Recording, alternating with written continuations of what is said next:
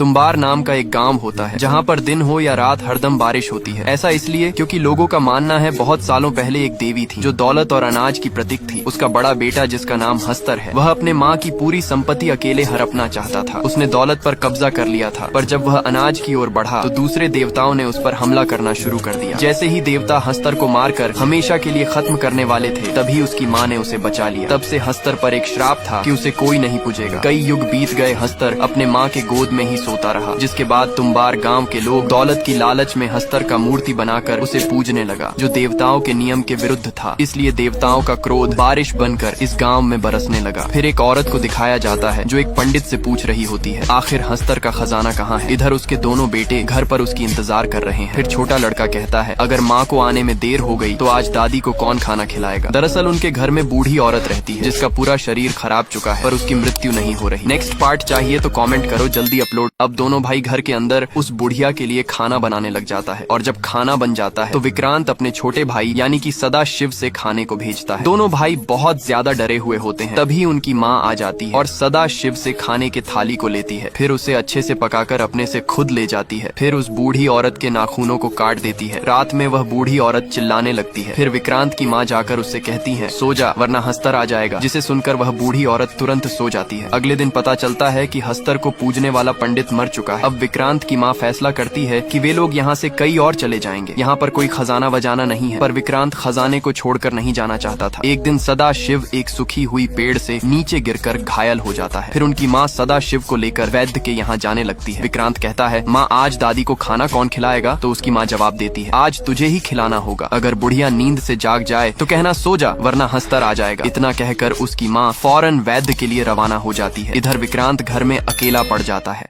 अब विक्रांत घर पर अकेला होता है। वह दादी के लिए खाना बनाने की तैयारी करने लगता है। तभी दादी जाग जाती है और गुणगुणाकर गाना गाने लगती है, जिसे सुनकर विक्रांत की हालत खराब हो जाता है। फिर विक्रांत को खजाने की लालच देकर दादी अपने पास बुला लेती है। विक्रांत कहता है, बताओ खजाना कहाँ है। लेकिन उसकी दादी कहती है, पहले खाना लेकर आ, नहीं तो मैं तुझे ही खा जाऊंगी। अब विक्रांत बहुत घबरा जाता है और अपनी माँ की कही हुई बात याद करने लग जाता है, पर उसे ठीक से याद ही नहीं आता है। तभी उसकी दादी आकर उसके पैर पर एक जंजीर लगा देता है और फिर उसे खींचकर अपने साथ ले जाने लगती है। फिर जैसे ही उसकी दादी उसे मारने वाली थी, तभी विक्रांत कह देता है, सो जा वरना हस्तर आ जाएगा। इसे सुनते ही वह सो जाती है। इधर उसकी माँ रोते हुए घर वापस आ जाती है, क्योंकि सदा शिव की रास्ते में ही मौत हो चुकी है। अगले दिन सुबह ही वे दोनों तुम्बार गांव छोड़कर जाने लगते हैं, लेकिन विक्रांत वहां से नहीं जाना चाहता है और अपनी माँ से कहता है, अगर दादी को खाना नहीं देंगे तो वह जरूर बता देगी खजाना कहाँ पर है। पर उसकी माँ वापस जाने से सख्त मना कर देती है और विक्रांत से एक वादा करने को कहती है कि आज के बाद तू कभी इस तुम्बार गाँव में लौट कर नहीं आएगा। नेक्स्ट पार्ट के लिए अब विक्रांत 15 साल बाद फिर से अपने गांव तुम्बार आता है। वह खजाने की लालच में अपने माँ से किए हुए वादे को भी तोड़ देता है। फिर विक्रांत सीधा अपने पुराने घर पर जाता है, जो अभी एक खंडहर बन चुका है। चारों तरफ बस जंगल ही जंगल होता है। फिर विक्रांत उस कमरे में जाता है जहाँ पर उसकी दादी रहा करती थी। वह देखता है उस कमरे में बहुत सारे जड़ें उगी हुई होती। जिसके बाद विक्रांत अपने दादी को देखता है, जिसकी हालत बद से बदतर हो गई, लेकिन फिर भी उनकी सांसें चल रही होती है, जिसे देखकर विक्रांत बहुत खुश होता है, क्योंकि उसके दादी को खजाने के बारे में पता है। अब उसकी दादी एक समझौता करती है। वह विक्रांत को खजाना की जगह बताने के बदले में अपने आप को इस नर्क से मुक्त कराना चाहती है। अब विक्रांत को दादी की मदद से पता चल जाता है कि खजाना कहाँ पर है। दरअसल खजाना ठाकुर के हवेली में एक कुएं के अंदर होता है। विक्रांत खजाने की जगह तो जान चुका था, लेकिन दिक्कत ये थी वह एक बार में कुछ ही खजाने को कुएं से निकाल पाता था। पर ऐसा क्यों, उसे जानेंगे किसी और पार्ट में। समझौते के हिसाब से विक्रांत अपने दादी के कमरे को आग लगाकर जला देता है, जिससे उसकी दादी अब हमेशा के लिए मुक्त हो जाती है। फिर विक्रांत अपनी फटी हुई हाल पर ही घर वापस आता है और वह देखता